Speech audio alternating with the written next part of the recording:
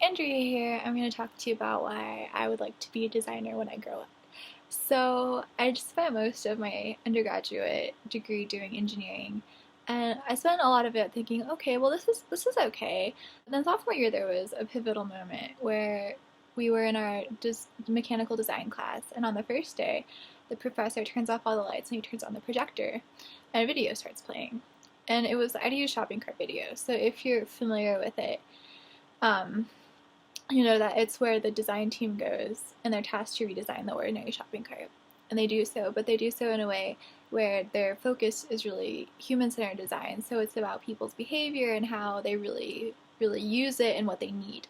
Um, and so I came out of this first lecture thinking, wow, like mechanical engineering is so great. Like I can do exactly what I want to be doing from this field. But it turned out that that really wasn't the direction that our coursework was going. So that's why for senior year, I decided that I really needed to explore more of this human aspect for myself, which was when I did a lot of my coursework in ergonomics. And for me, ergonomics was definitely one of the best academic experiences.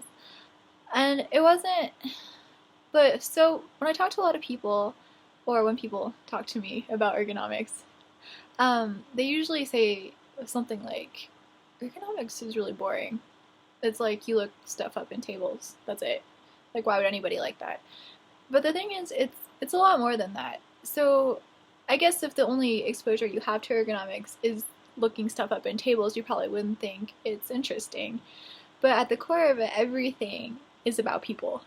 And it's about seeing people, it's about really working with people and understanding people to design for those aspects and not to treat them as a liability, as can be the case, especially if it's engineering. It's how do we get rid of people? How do we optimize everything so that there's no human error ever? Instead of saying, well, why are people making these errors? Maybe there's something wrong with the system, and there's not something inherently wrong with people. Um, which I think is a really important thing to consider, and it really should be um, applied more widely than to say this is the role of the ergonomist to figure this out. But I guess the point from that is that um, I discovered something that I really do care about, which is the idea of ergonomics and about people, more importantly about people.